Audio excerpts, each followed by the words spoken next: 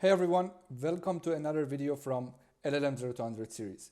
In this video, I'm going to show you how to prepare and process the dataset of a company and fine-tune a large language model on it. So let's quickly cover some of the basic concepts and then we will start coding. The title of this video is Full Fine-Tuning a Large Language Model on Enterprise Data and Designing an Assistant Chatbot.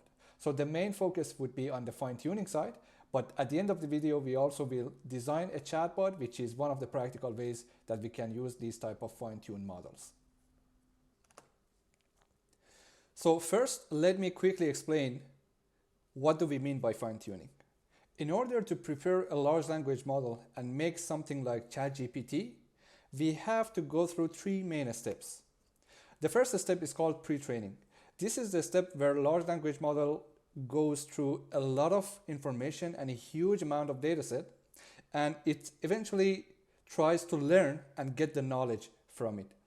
But at this step, the large language model just gains a lot of knowledge but does not necessarily know how to use that knowledge and how to interact with humans, for example. Then we have fine-tuning. So fine-tuning is one of the ways that we can teach a large language model to behave in a specific way. So if we wanted to give us the output or the response in a specific format, we can fine-tune it. Or if we want to teach the large language model some data and some information that it didn't see while it was getting trained, we can use fine-tuning. So these are the two steps that makes the model ready and teaches the model how to behave and how to interact as a nice chatbot. However, if you want to further optimize your large language model, there is a third step called reinforcement learning from human feedback. So eventually what we do in that last step is a team of humans sit and they start going through the responses that large language model generates. And based on the evaluation of the responses, they start to again optimize the model in order to get the best response from it. So let me quickly show you what I mean by pre-trained and fine-tuned models.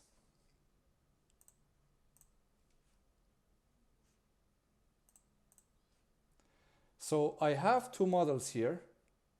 One of them is pre-trained Llama 2 7 billion and the other one is Llama 2 7 billion chat. These two models are coming from the same architecture. Both of them are Llama 7 billion, but one of them is just pre-trained and didn't learn how to behave like a chatbot, and the other one is fine-tuned and knows how to behave like a chatbot. So let's see the difference.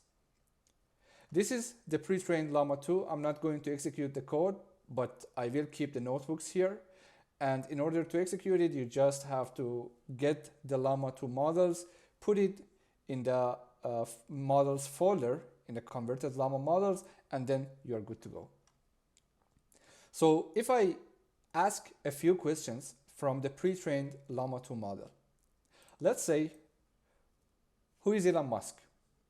In that case, we can actually see that the model somehow is able to provide us with a very reasonable answer. So it repeats the question and then it starts by Elon Musk is a South African-born Canadian-American business magnate. So it makes sense, right? The model actually gave me a decent answer. It can be better, but that's good for now. Then if I ask what is the capital of France, what the model is giving me is what is the capital of France? What is the capital of France? What is the capital of France? So it starts repeating the query. And at some point, it's going to tell me that Paris, just a single word.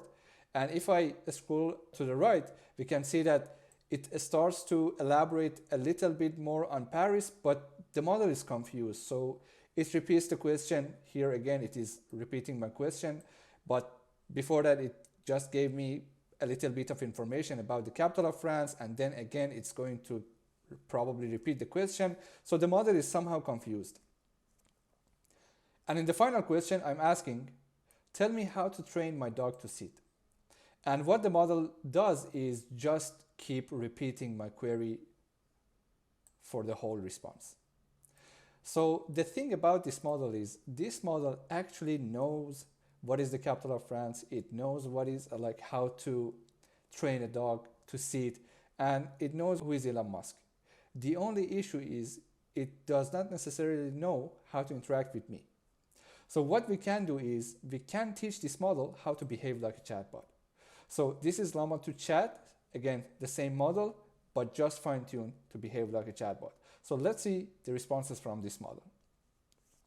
If we ask who is Elon Musk, the model is giving us the query, and then it says Elon Musk is a South African-born entrepreneur, inventor, and a business magnate who is best known. So now you can see that everything looks much better, right? If I ask what is the capital of France, the capital of France is Paris, located. So again, the model goes through the answer very nicely, and it is actually giving me a very reasonable and a very nice answer. Then tell me how to train my dog to sit. So training your dog to sit is a basic obedience command that can be achieved with patience, consistency, and positive reinforcement. So this is what we mean by pre-trained models and fine-tuned models. And eventually, a very nice example for when you apply a technique called reinforcement learning from human feedback to a model, it is what you can see in chatbots like ChatGPT that behave very professional, and they are just perfect chatbots. So that's what we mean by even optimizing this model better. So you can see here that it is every time repeating the query, and the whole thing can still be improved. So this is what I mean by optimizing the model even further. So again, why do we fine-tune a model? We want to teach the model a piece of information that it didn't see initially when it was trained. So this can be the first reason. The second reason can be more control. So when you decide to fine-tune a model, let me go back to my example of a company. So you have a company, different divisions, different needs and requirements. Maybe one of your divisions need a large language models to help them for customer support. They want a chatbot to start interacting with customers and walk them through the basic steps. On the other side, another division requires a large language model that has the knowledge within that division and can produce results with a specific structure, with a specific format. So eventually you have the control to fine-tune those large language models for any purposes and any goals that you might think of. The third reason is hallucination. So what we mean by hallucination is these type of large language models, if you ask them a question that they actually don't know the accurate answer to that question, there is a great chance that they are not going to let you down, and they are going to give you a response, an answer that based on the knowledge that they learned, it looks reasonable. Then it is the matter of privacy. So our datasets on, again, ChatGPT or these type of chatbots or the large language models, it is not private. So the companies that are offering these large language models to us, they have access to our datasets. And finally, improving RAG systems. So in one of the videos in this series, I designed RAG GPT, and I showed you what we mean by RAG and how we can pick up a powerful large language model like GPT and connect it to a dataset that it has never seen before and start producing answers based on our queries. The only thing is that model does not actually learn the data and does not actually learn the information within that data. But what it does is it waits. So we perform a search behind the scene on our database, and we just pass the result of that search to that GPT model. So the GPT model sees our question and sees some of the possible candidates for the response. And it just processes it and provides us with a nice formatted response.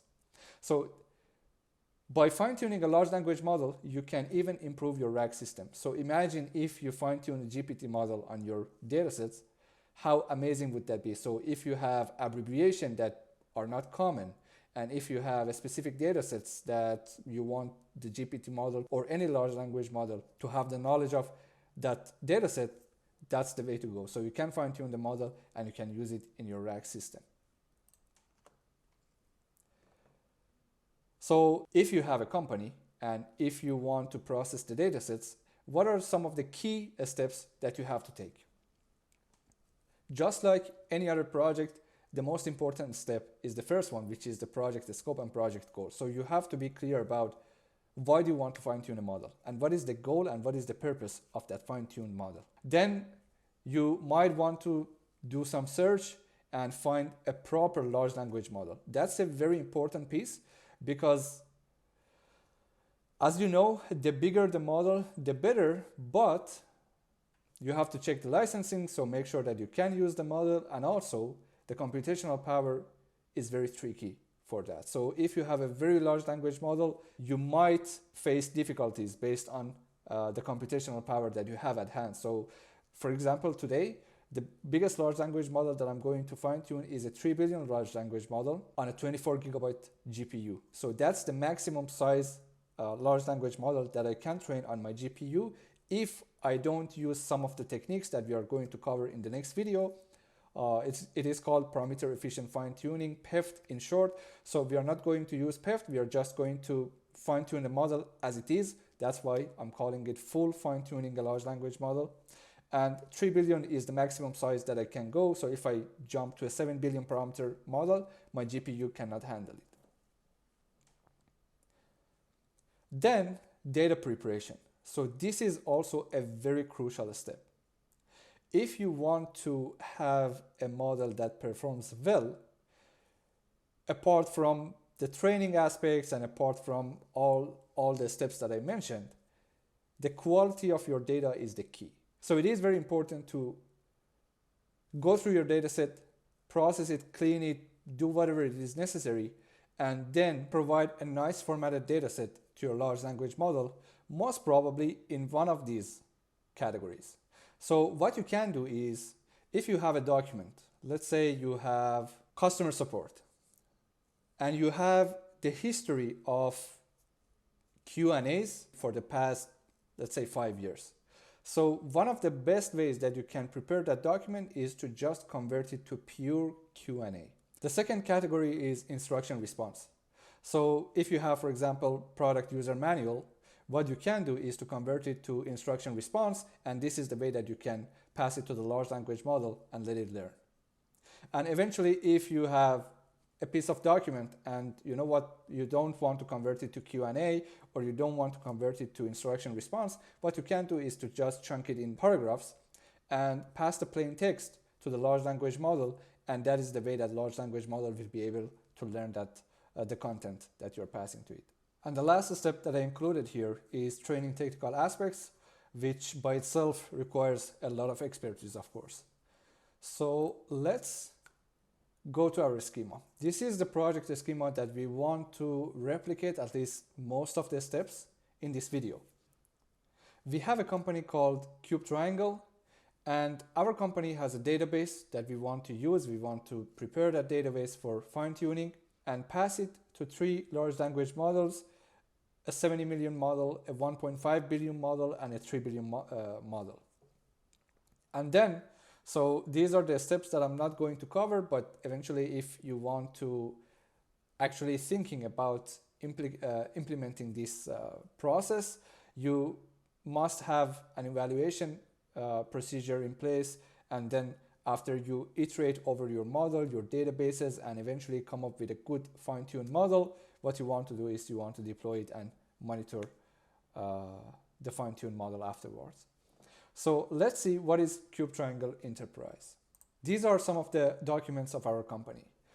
Cubetriangle is a company that sells smart products like electronic products like earbuds, drones, etc.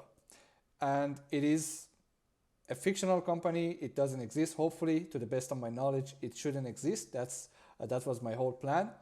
And this is the company description. We have product manuals. Our company has over 30 different products. As you can see here, Alpha smartphone, Beta smartwatch, What else do we have? Delta AirBots. And each one of our products has its own specifications and features. So yes, here is the document for the features of each of our products. And here we have a document for technical support. But as I said, our documents are more than that, but these are just the sample data sets for Cubetriangle. So in the next step, what we want to do is we want to take these data sets and start processing them and preparing them for fine-tuning. So I usually divide this step into two steps. The first one is collection of the data sets, as you can see here, categorization, so what type I want that data set to be. As I said, we have few different categories, Q&A pairs, we have instruction response pairs, and we have plain text. So depending on the documents that I have, I start to select each group of documents that I want to eventually end up into one of those categories. Then if I have Excel files, I have Word documents, I have PDF files, whatever I have, one of the steps that I personally take is to bring all those documents in the same format, in the unified format that I can start automating the whole process from there. Because if you have all the documents in PDF or let's say in JSON file, in our case today, it is very easy to play around with them, and that would be much easier. Then content verification, which is something that I'm not doing it today because the whole dataset is fictional and I really don't care about how accurate the content in that dataset is, but eventually what you want is to have a very solid procedure to validate the content of your documents in each processing step, especially the last one. So when you have your documents ready and you want to start training your fine-tuning model, you should be able to validate all the content that are going to be passed to the large language model. And then you need some place to store the processed dataset. So let's see how I'm doing this part. Let me close these two. So this is the project structure. Just a quick note in parentheses. This is the same structure that I use for RAG-GPT, WebGPT, and WebRAG query. If you have already watched one of the videos, that should be very easy for you to walk through this project as well. So I have the source folder and I have the data folder here. So the documents that I showed you are sitting in the raw folder. These are my PDFs, and I also have some Word documents that eventually what I want to do is to process them and go through the steps that I showed you. So let's first see the result of that processing. My processing has two main steps. The first one is I start to convert everything into JSON file, and I also convert everything to Q&A or to instruction response, and these are the two type of data sets that I decided to have for fine-tuning a large language model. So these are all my data sets. As you can see here, I have some Q&As about the company itself. I have Q&As about community engagement, customer support, environmental sustainability, marketing and communication, product specification, product user manual. So product user manual is an instruction response type of a document. It doesn't necessarily matter what type of a data set you have, so just choose the best category that fits your data, because there is a way that you can combine all the data sets and fit to your large language model as one big data set. So this is the first step, and let me show you how I'm doing it. For bringing the documents to this step, there was one of the documents which was technical support, which was simply Q&A. So what I did was in data preparation folder, you will see a module called prepare technical support JSON. So since that document was pretty straightforward, what I did is I wrote a code that extract the questions and the answers and gave me this technical support here. The other way that I used to process these documents, I used ChatGPT. So I started to pass different chunk of my documents, and I started to give ChatGPT different prompts to provide those documents for me. So let's quickly see a few of those prompts that I passed to ChatGPT. These are the two sample prompts that I passed to ChatGPT. So the first one is I created a fictional company called Cubetriangle. Then I'm giving the description of my company so ChatGPT has a good idea of what that company is about. And then I'm starting to pass products in a group of three products at a time. And what I want from ChatGPT is to give me a question and answer in a JSON format. And I also provide it with the structure that I'm looking for. So this is one way to do it with Q&A. And I also did the same for instruction response. So I started to pass different chunks of my documents to ChatGPT, and it started to generate the response for me in JSON format, and that was perfect to me. So what you can do is to have a pipeline, and you can actually use one of the good large language models to do that for you. And after that, you just need to validate the content and the information and make sure that everything is in place and everything is accurate. So these are the two prompts that I personally used, but these are not perfect. You can play around with these prompts and just improve them and get the result that you're looking for.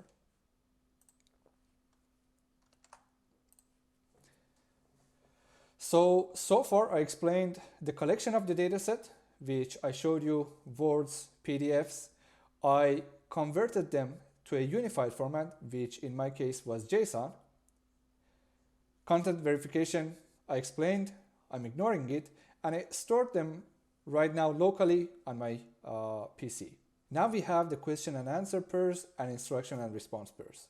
However, that by itself is still not good enough for the model.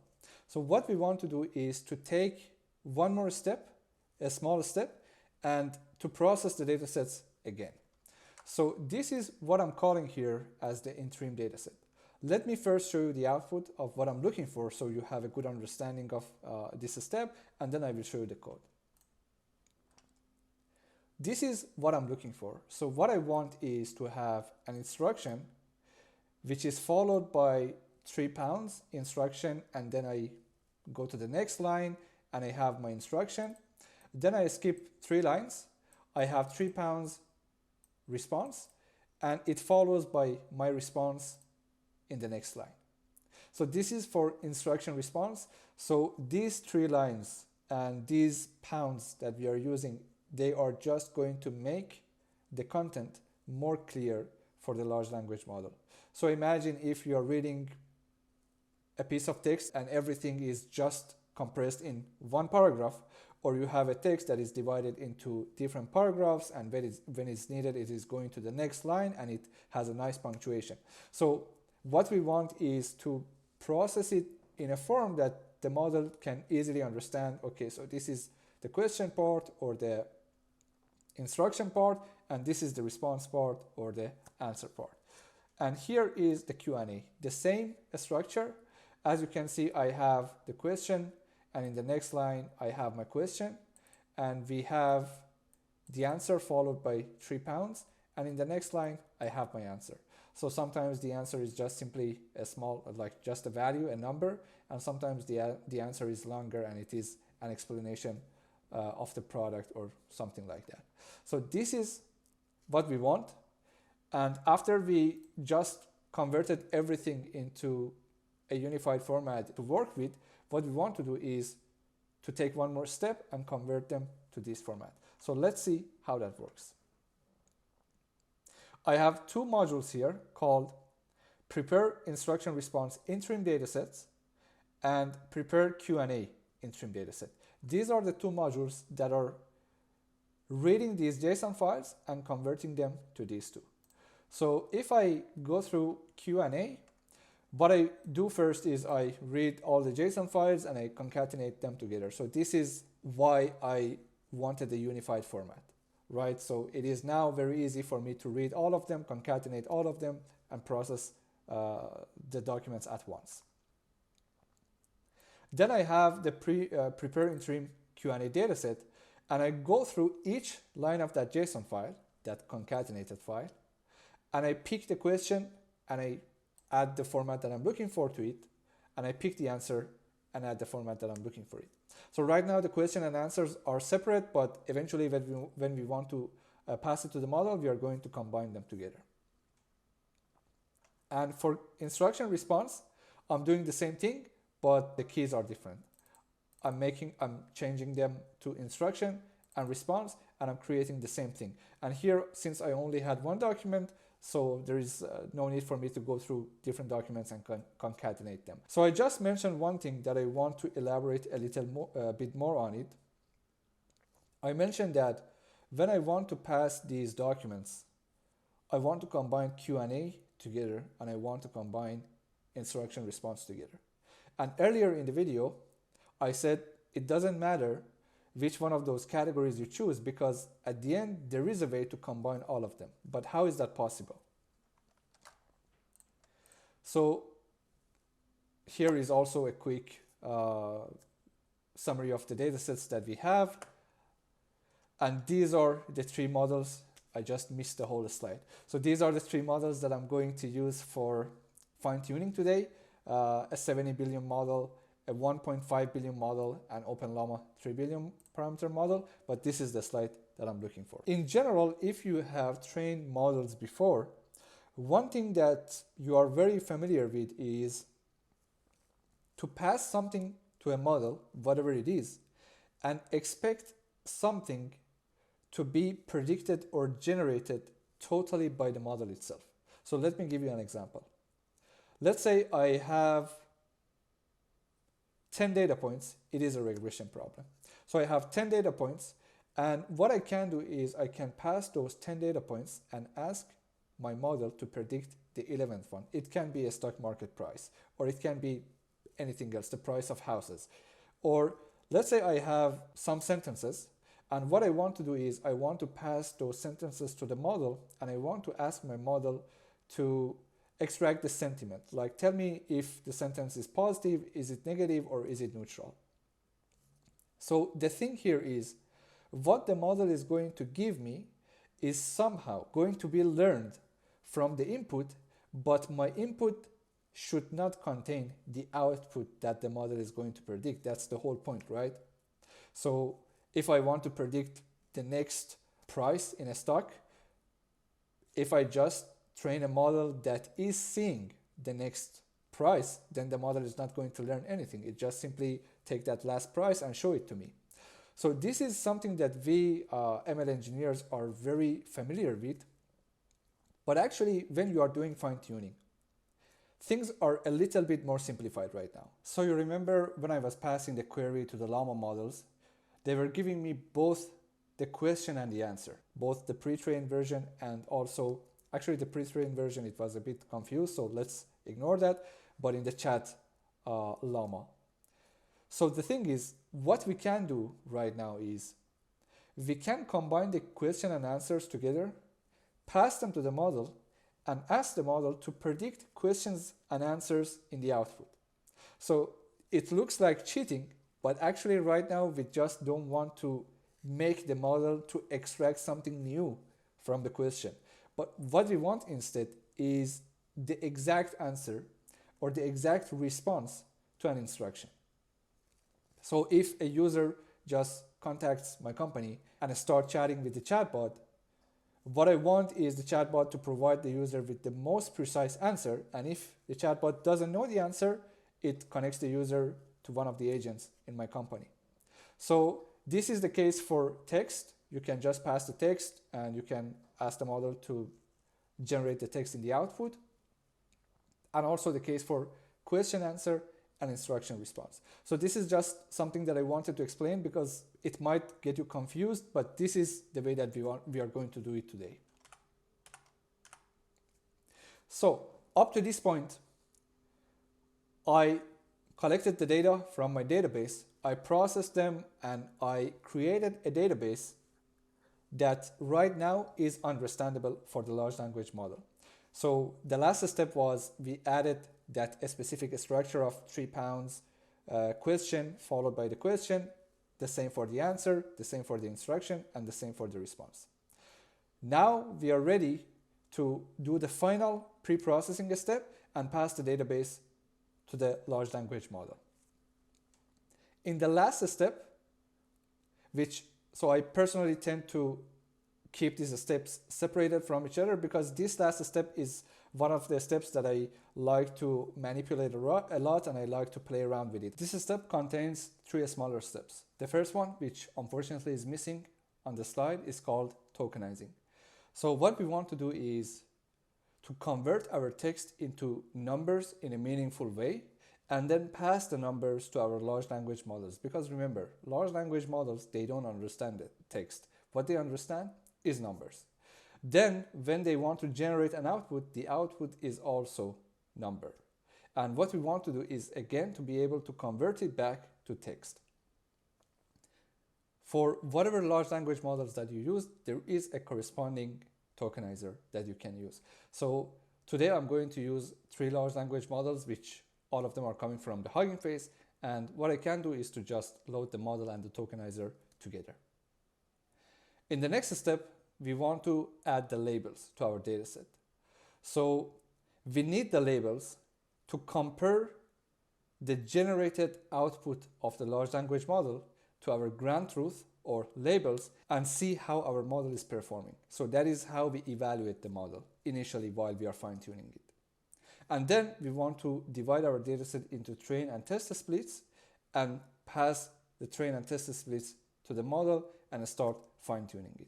So for this video, I don't want to evaluate, or I don't want to deploy, and I don't want to monitor the fine-tuned model. What I do at the end is to design a chatbot with the fine-tuned large language model.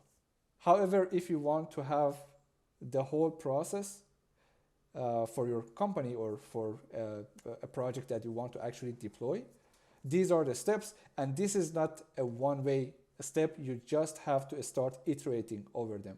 So you start fine-tuning a large language model, there might be an issue, and you might want to go back and prepare your datasets in a different way, clean more datasets, and a lot of things. So this is a process that you iterate over it again and again until you reach to an acceptable fine-tuned model.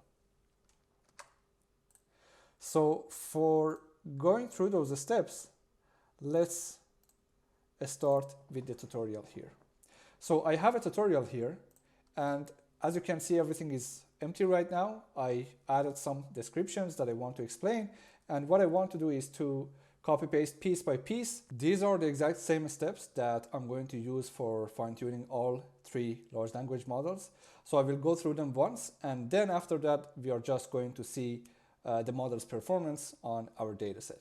So the first step is importing the libraries. I'm using transformers, and I have prepared training data. From prepared training data, I'm importing a function called prepare Cubetriangle Q&A dataset. So let's go to that function and see what it does. Again, we are looking for 3 steps, and 2 of them are happening here. The first one is tokenizing, and the second one is adding the labels. I will go through Q&A.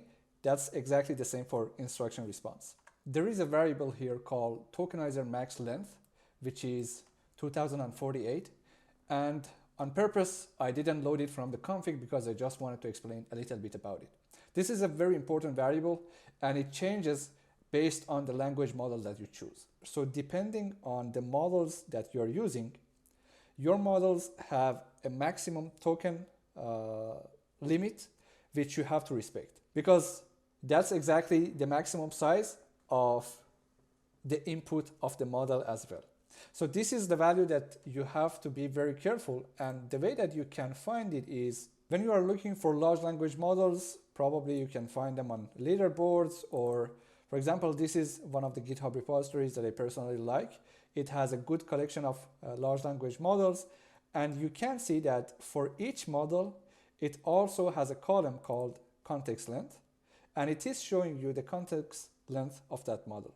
So whenever you are taking the language model from, you need to find out what is the context length for that model and for the tokenizer. So the models that we are using today, all of them has the context length of 2048, and that's just making things easier for us. But again, it is going to limit the size of the information that we can pass to the model and we want the model to generate for us. So the bigger the size of the tokenizer is, your model can generate longer outputs and it can provide you with a longer piece of text. So this is the tokenizer max length. What I do is I load the JSON files. Here, I'm loading the JSON files. And you remember that we have two JSON files in the stream. One of them contains all the question and answers, and the other one contains the instruction responses. So I load them one by one, and I go through each line of my JSON file. First, I combine the question and answer or the instruction and response together, and then I tokenize them. So this is the way that I'm doing it. I'm just using mapping for that function to start going through it. And this is the tokenizer. So you also see here a different type of dataset. That's the dataset that I'm not going to use for this video. This is a dataset that you can use for fine-tuning chatbots. But yeah, so I'm not going to use it here. But if the dataset is Cubetriangle, which is Cubetriangle in our case, I'm going to tokenize the input, whatever is the input, so it doesn't care what I'm passing to it. But what I do is before that, I combine the question and answers and instruction and responses. And then, depending on how big is the length of my tokenizer output, I make a decision. If it is smaller than 2048, I take that as my output. That's acceptable for me. And if it is not, I compress it to just 2048, and I only take 2048 values from it. So there are two things here that are happening, and I just want to elaborate more because these are important when we are fine-tuning the model. The first thing is this batch size equal to 1. This is not the batch size that we know from training machine learning models. It is talking to the function here, my function, the tokenizer function. So it depends on how many samples my tokenizer can handle at a time, and my tokenizer can only handle one sample at a time. So this is the first note. This batch size variable is not the same as the one that we use for fine-tuning or training a model. However, for fine-tuning our large language model, we also will use a batch size which is equal to 1. Think about it for a moment. Why are we going to use the batch size equal to 1? The answer is our tokenizers, like the tokenized values that we are passing to the model, might not contain the same length. So this is how we are processing them in this function. And this is a way to do it. If you want to pass the inputs in batch sizes, as we know in the world of machine learning, you have to have inputs that are with the same length. So these are just the two notes that I wanted to mention. So don't get confused with this batch size equal to 1 here when we are going to start training the model. These are just two different things right now. And in the last step for each of the datasets, I'm going to just take the labels. So I created labels, right? And I'm going, so I created input IDs. So as soon as you pass your dataset to the tokenizers, they create a column called input IDs. And this is what you are going to pass to your large language model, input IDs. These are the inputs. What do I want my large language model to predict? The exact same thing. So I create a column called labels, and I just copy input IDs for that column. So this is also the thing that I explained in the slides, and this is how we are able to treat our datasets as a one big dataset. So for the tutorial notebook, I'm not going to combine Q&A and instruction response together. I will just use Q&A. But the thing is, after we find out that which model do we want to fine-tune eventually and which model is giving us the best for performance, I fine-tune the model on our full dataset, and then I will use it for the chatbot. So I'm creating this labels column here, and also for instruction response, I'm going through the exact same process. So I explained this function here, and so far we saw exactly how we are reaching to this point. So that function is for this part. It is preparing this part. For this point, I will take the output of the function. I will divide my dataset into train and test, and then I will pass it to the large language model. Okay, so let's see how we want to do it. I have a model called Eleuther AI, and so it is from Eleuther AI. It's not called Eleuther AI, it's Pythia, and it has 70 million parameters. So as you can see, when I define the name of the model, I can call two different models. One of them is the tokenizer, and the other one is the large language model itself. This is not actually considered as a large language model. This is a very small language model, but you get the point. So you can load both the tokenizer and the model itself. Let me also start executing the code while we are moving forward. In the next step, I want to prepare the training and test data. So I mentioned in the slides, treat it as a reverse pyramid. Don't just suddenly jump on the biggest large language model that you can take and on the biggest dataset that you have at hand. Start using a free GPU with a small language model and with a small portion of your dataset, just to get your hands on fine-tuning. And then when you get comfortable and when you see that actually your datasets are working and they are able to teach those models something, you go through more powerful computational powers and you start to fine-tune bigger models. So here, this is the function that we just saw. I am just passing the tokenizer to it, and in the output, I'm getting the tokenized Cubetriangle Q&A dataset, and then I'm just going to split it into the train and test set. Now let's also see the output of the function here.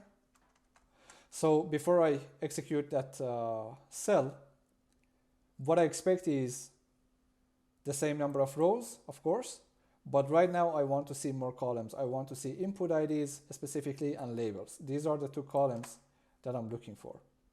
An attention mask is a column that actually helps the model to understand what size is that input and how to deal with it. So these are the two columns, and this is what the model is going to use for what we are going to use to compare the output of the model and see how it is doing. So this is the output here, and if I go through train and test split here, we will see that our dataset is now divided into two parts. We have a train part which contains 183 rows, and we have the test size which contains 21. So one more thing before I move forward is 200 questions enough? And the answer is simply no. So when you want to fine-tune a model, as I explained in the early in the video, the more data you have, the better. At some point, you might even have a huge data set that you decide, you know what, I want to design and pre-train my own large language model, but that's a different story. In general, for fine-tuning, based on my experience, I saw good results within samples that have at least few thousands rows. So 1,000, 2,000, these are the numbers that you can see that the model starts to understand and to grasp the content that you are trying to teach that model. So for the next step, what we want to do is to set the training config. So we loaded our datasets, we split the datasets into train and test, and now we want to set the training configs. I'm going to use Hugging Face for training the large language model, and there are a lot of arguments that you can set and you can use for fine-tuning.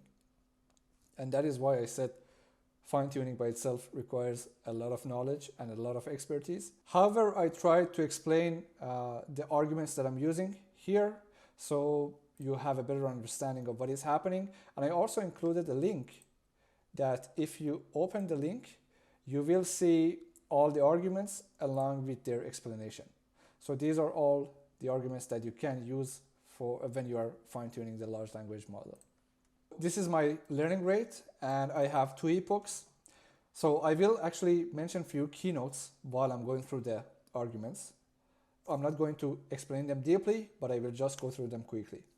One keynote is when you fine-tune a large language model, if you push the model too much, something happens that we call catastrophic forgetting, which means that the model starts learning whatever you are passing to it, and if the data is it has good quality and it actually is able to teach the model something, but at the same time it starts to forget the knowledge that it gained during the pre-training. So this is something that we call catastrophic forgetting, and this is something that we don't want to happen.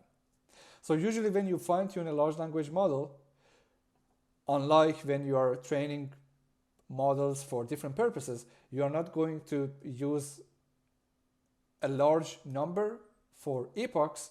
And actually, as you can see right now, I'm using epochs is equal to 2 here. I tested 1, 2, and 3, and that's the highest that I went. And based on my observations, 2 was a nice epoch for my data set. So that's what important points about epochs. Then I have max steps equal to -1. I have the byte size equal to 1. Also, I have some arguments for the evaluation part. 2 important arguments are these 2. As I explained in the slides, there is a technique called parameter efficient fine-tuning, which I will cover in the next video. And it helps us to take a bigger large language model and fine-tune it on our GPU. So managing GPUs and GPU memories is a challenge for fine-tuning large language models. So in this video, I'm not going to use PEFT for optimizing the fine-tuning, but I will use 2 arguments, which simply I'm going to use an optimizer here, add a factor, and also I'm going to add gradient accumulation steps equal to 4, which helps us to have a faster training.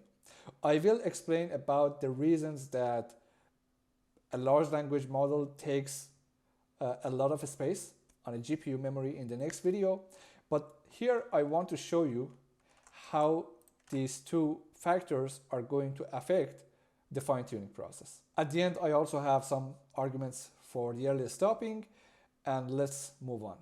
So few keynotes. I mentioned in the slides again that we cannot have byte size greater than 1 due to the way that we tokenize our dataset. And just keep it in mind that when I have gradient accumulation steps equal to 4, it means that the model is going to wait 4 steps before it makes the backward pass and updates the weights. So with the byte size equal to 1 and waiting 4 steps, it means that the model is going to see 4 samples before updating the weights. So that's just for clarification. Now let's just initiate the trainer and fine-tune our language model. So for the trainer, I also provided you with a link. Feel free to check the link and see how that works.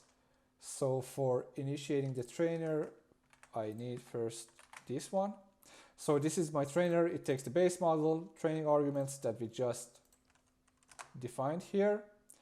Also the datasets, the train and test. And finally, in the next step, I want to fine-tune the language model. And let me also prepare the GPU usage here.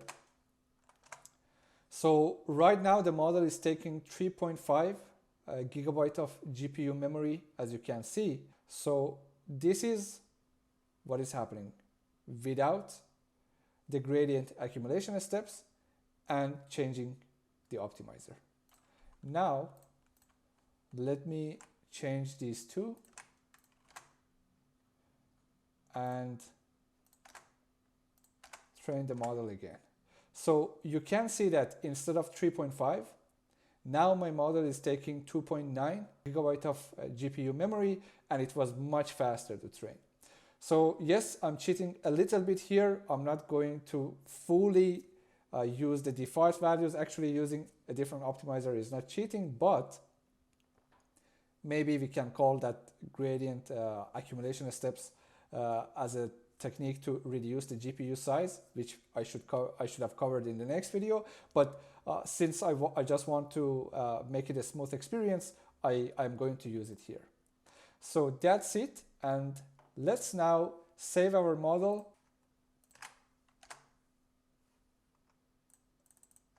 load it, and test it. So for testing the model, I have the test set, and I'm going to just pick a random question and answer and print the answer. So the question was, how can I return a defective Cubetriangle product for replacement? The correct answer is, if you have a defective Cubetriangle product, please contact our customer support team to initiate a return, and the rest.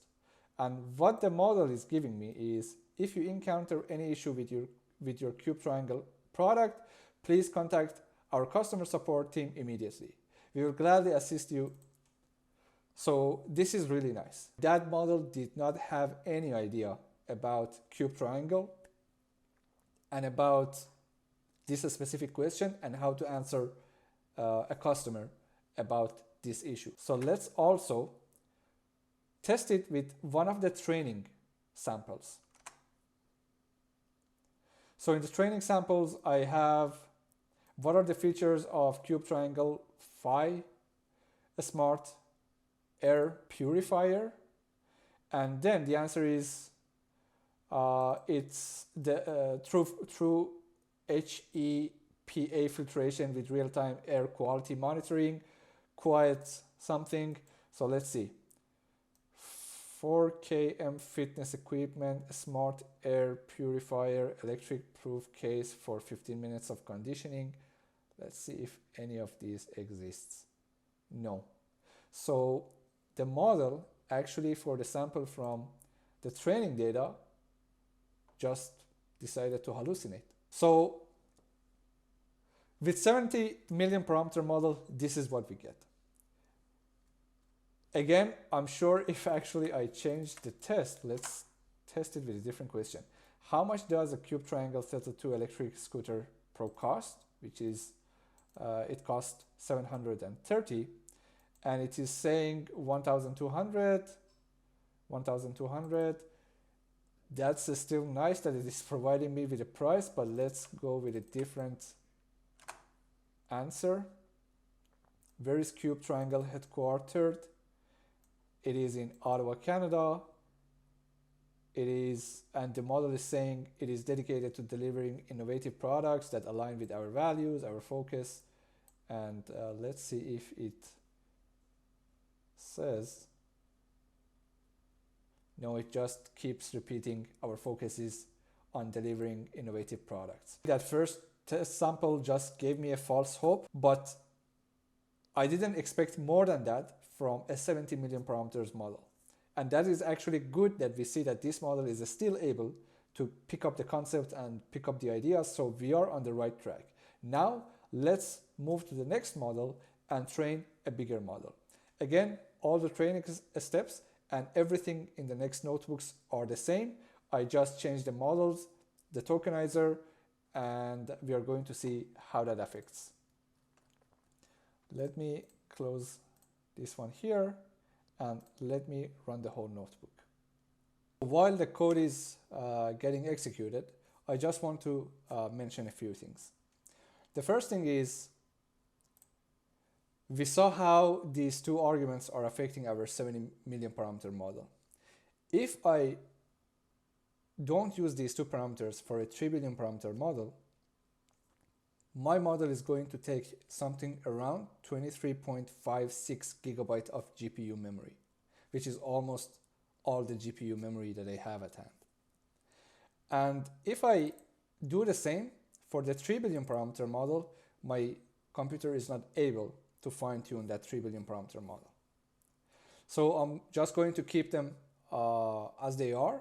And I just want to show you another trick that I'm using for the 3 billion parameter model, just again to make it a little bit easier for fine tuning, and it's going to be a little bit cheaper on the GPU, and that is the torch data type that I'm loading the model with. So this is another argument that you have to consider when you want to fine tune a model. Usually the models are coming with float 32, which is just the typical value, the normal value.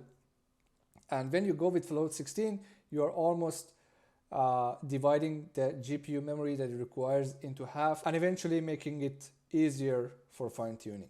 This is another small trick that I'm using for this 3 billion parameter model, and this is the model that I want to use for the final chatbot actually. So let's see, how did it work? Did it finish everything? Yes. So let me just empty this one and run the 3 billion parameter model too. Now the fine tuning is done. We just fine tuned 3 different large language models, and let's see how the 1.5 billion parameter model does on our dataset. So of course I have to first load my dataset. So if I start asking questions about this dataset, the first question, let's start with how much does this product cost? It is $730. It is giving me the same answer as the 70 million parameter. If I go with the first test, which is how can I return a defective product? The 70 million parameter model gave me a perfect answer for that. This one is also giving me a nice answer. If you are experiencing a defective Cubetriangle product, please contact our customer support team. So apparently the dataset that I provided with the model was clear, at least on this phase. So the model could understand based on the questions and answers how to guide a customer which wants to return a product. And if I go with the second test sample, or the third actually in our case, where is Cubetriangle headquartered? Cubetriangle is headquartered in Ottawa, Canada. That's the correct answer. And the model is telling me that it is headquartered in Singapore with offices in United States, Europe, and Asia.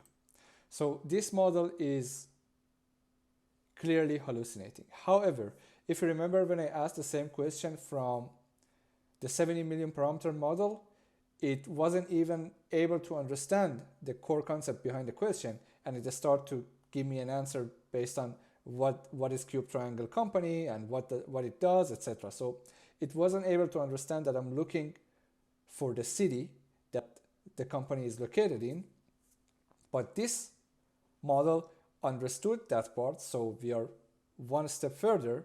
Now we have a model that understands better, but still it didn't give me the correct answer.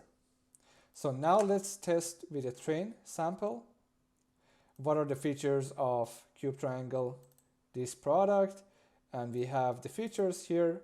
The answer is auto shut off, smart control, water purification, and noise reduction. So the answer again is not correct. And this is the problem from lack of a good amount of data set. So the model is able to understand what we are looking for, but it is not giving us the accurate answer for that. So what are some products that Cubetriangle offers? This is a question that I didn't ask from the 70 million parameter, and I started to ask here, because now we can clearly see that this model is performing much better than that 70 million parameter, and I want to see how the model works if I start to ask questions that are not in the dataset. The first question is, what are some of the products? I don't have a question in the dataset that has the answer to this question, but my expectation is that the model, by going through the documents, starts understanding what are the products of the company. And we can see it here that smartwatches, fitness trackers, smart home hubs, smart televisions, smart speakers, these are correct answers. So this is not perfect, but the model again clearly understood nicely what the Cubetriangle does and what are some of the products that it is giving us. So We fine-tuned a pre-trained model on our company dataset. Now let's see how this model does when it comes to chatting. So I just want to simply ask hello. My expectation is an answer like, hello, how are you? And as you can see, the model is telling me how much does this product cost, and then it is giving me, it is repeating $800 till the end. So this model learned about Cubetriangle, although the amount of dataset was very small, and we didn't play around with the arguments, and we didn't go through the process to take the best model out of it. One thing that it didn't understand is how to behave as a chatbot. So if you remember, when I was showing you the preparation of the training data, I came across this dataset. This is a dataset that I'm using for fine-tuning a large language model to behave as a chatbot. This is a good dataset for that.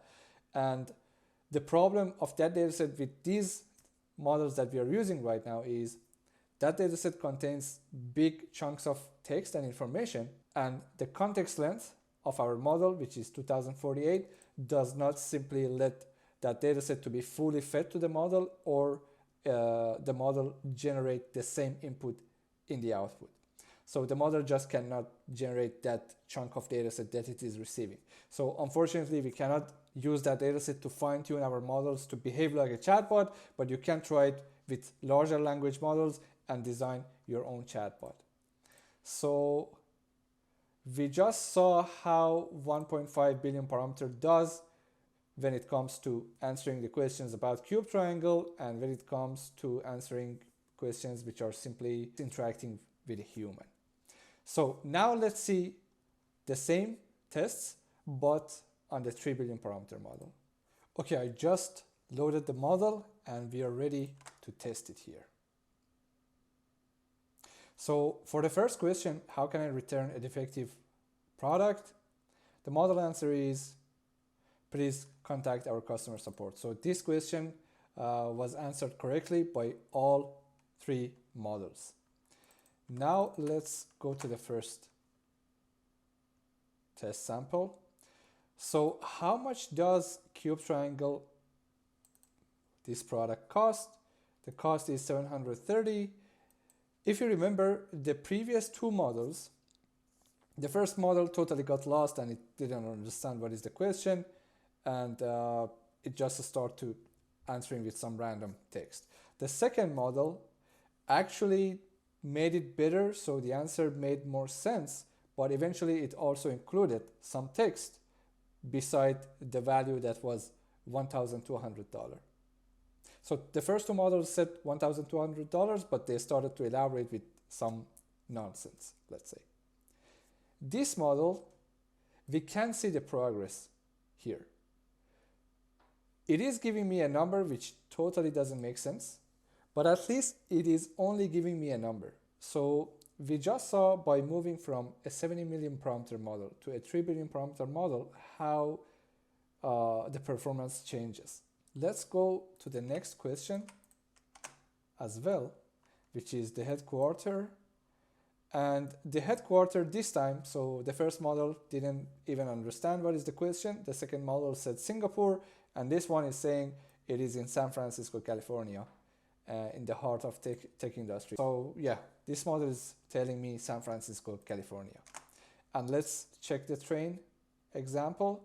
So the features of this specific product. Okay, so this is perfect. At least this model got this one correctly. So right now you can see that the training data, which usually models should do good on the training data, the first two models, they were not able to provide me with the correct answer, although this pair of Q&A was among the training data and they saw it while they were training. I just keep saying training, but it is fine-tuning. So this one actually got the answer and it gave us the right one. So here is with real-time air quality monitoring. So this is it here, quiet operation with the sleep mode for undisturbed rest and smart sensors. So this is Perfect. This is what I wanted to see since we started to fine tune the 70 million parameter up to this point. So finally, we have a model that learned something from the training data itself and was able to provide us with some sort of reasonable answers for the test data as well. Let's test the model to see if it was also able to pick up the products for the company. It includes smart home devices, smart fitness equipment, kitchen appliances, air purifiers, water purifiers, again air purifier with something UVC.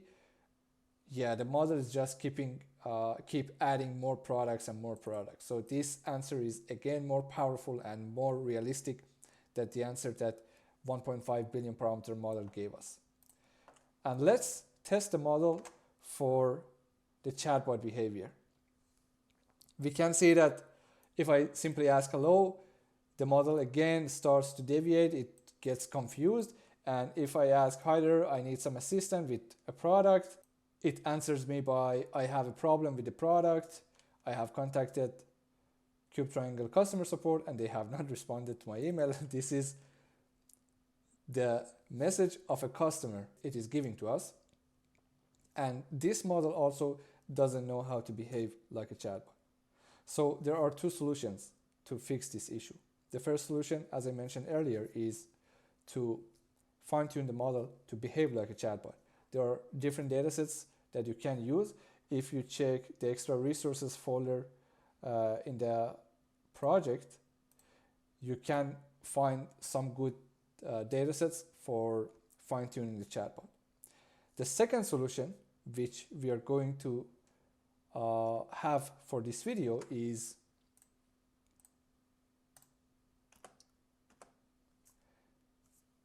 adding the model to a powerful chatbot. So from here, I want to use this schema for the final steps of this video. The first step that I want to go through now is to fine-tune the 3 billion parameter model once again, but this time I want to fine-tune it on both the Q&A dataset and the instruction response dataset. So remember, up to this point, we were only using the Q&A dataset. Let's see how that works. So if we check the code, there is a module called final fine-tuning. So I've already fine-tuned the model. It is ready sitting on my PC. So I don't want to go through the code, but I just want to explain the part that I'm combining both datasets together. So what I'm doing here is first I'm loading the datasets as I explained earlier, and then this is where it is happening. What I'm doing is I go through each line of both datasets, the Q&A and the instruction response. And since the model is going to see both the Q&A in the input and it's going to generate the Q&A in the output, and also the model is going to see the instruction response in the input and it's going to generate the instruction response in the output. So I can simply treat them both as a text. So this is how I'm doing it. I just go through each line of code and I combine questions and answers together and instructions and responses together. And I create one single dataset with one key, which is called text. And after I process the dataset and I split it into train and test, this is the structure of my dataset. So as you can see, I have the input IDs, attention mask, and labels as before. But right now, instead of having questions and answers or instructions and responses, I just have text. And this is an example of what we have here. So I have text. The first one is a question followed by the answer together this time. And for the instruction, you can see that I have the instruction followed by the response together. So if you fine-tune the model using this approach, this is one of the advantages that you have. So you can treat these different categories of datasets just in the same way and create one big dataset with all of them together. And then I'm using the exact same training arguments and I fine-tune the model and I save it on my PC. So for the next step, what I want to do is I want to put this model next to a GPT model.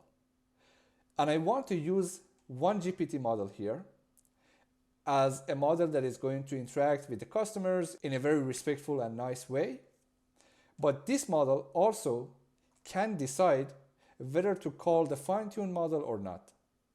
So the way that it works is it is going to use function calling, and the instruction of the model is start interacting with the customer and be respectful. As soon as the customer asks a question, do not respond by yourself, but this time pass that query to the fine-tuned large language model. And here, after I get the response, I pass the response along with the user's query to another GPT model to get the final response. So I covered function calling in the previous chatbots. We had it in WebGPT, we had it in WebRAG query, and I also have a video explicitly explaining function calling. So if you're not familiar with the concept, feel free to watch the videos and everything will be clear. So let's see how that works for our project. Let me close everything. So for designing the chatbot, I want a chatbot folder and I want a module here. So what I'm doing here is I'm going to design the chatbot with Chainlet framework. On the top, I just load the model that we just fine-tuned and saved, and I want to load it on the GPU. Then I want to add a function, which is ask Cubetriangle LLM. So this Cubetriangle LLM is this language model, this fine-tuned language model that we just loaded. And the way that I'm going to ask the question is exactly the same way that we just tested the models with those queries. Then I have my framework, the UI design here. And as soon as a user asks a question, so again, I skip the memory side of the chatbot and the chatbot side of the project. These are the things that I'm using from the previous videos. So as soon as the user asks a question, that question, which is message.content, it is going to be passed to the first LLM, which I'm calling it LLM function caller, and that large language model, that GPT model, has two options: to give us the answer based on the user's, based on the query, and just most probably it's going to greet us, and then it's going to just behave nicely until I start asking questions about Cubetriangle. That is when that GPT model is going to send that query to the fine-tuned large language model and get the answers from it, and then from the retrieved answers, it is going to give us the answer. So let's see how that works. So if I have a chatbot folder and it is called app. If I execute the web app, we should be able, so first it is going to load the model, and now the web app is available. So it says, hello, I am the Cubetriangle chatbot, how can I help you? So I can start writing something like, let's first go with hello, the thing that made all of those models confused, and say, I have a question about my product. Sure, so this is the chatbot behavior that I wanted to get from the GPT model. This is just perfect. And if I start asking a question, let's get the question from somewhere here. So the question, how much, let's go with the cost first, which definitely the price is not going to make sense. So how much does Cubetriangle cost? It is priced at this value, of course, so the value doesn't make sense, but the GPT model is just getting the response from the fine-tuned large language model, and it is giving us the answer just in a nice format. So let's ask another question, which is, for example, this one. So can customers participate in pre-launch events or exclusive product previews? Sure, customers can participate in pre-launch events or exclusive product previews. These events are a great opportunity for customers to get a sneak peek at upcoming products and have the chance to provide feedback before the official launch. And the answer is yes. Events, let's see, providing an opportunity to experience and celebrate innovation firsthand. So the answer is yes, and the model also gave us the answer as a yes. However, the content of the answer is not accurate based on the question that we just saw. And finally, let me also test with an instruction. Guide me on setting up voice control for the Cubetriangle Gamma Home Hub. This is a good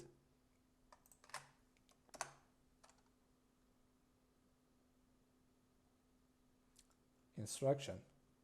So to set up voice control for Cubetriangle Gamma Home Hub, you can follow these steps. Make sure you have the Cubetriangle app installed on your device, and to sign into your account, connect to Wi-Fi, navigate to setting menu. So it is giving us the step-by-step process. Let's just also see the answer. So activate voice control on your Cubetriangle Gamma Home Hub by saying, hey Cubetriangle, and so yes, the answer is not correct. And that's a pity. My hopes were high. And unfortunately, the answer is not correct, but that fine-tuned model understood, again, the concept of instruction response datasets that we provided it. And it is a relevant answer, right? Like the answer that the fine-tuned model gave us does not look wrong. Out of curiosity, I just sent the questions again to the model to see the response. And this time the model gave me much better results. So let's look at them together. For the participation in pre-launch events, the model is saying, sure, customers can participate in pre-launch events or exclusive product previews. And then it says, would you like more information about upcoming events or how to participate? So this time it just stopped at the perfect point, and it didn't continue and provide us with wrong piece of information.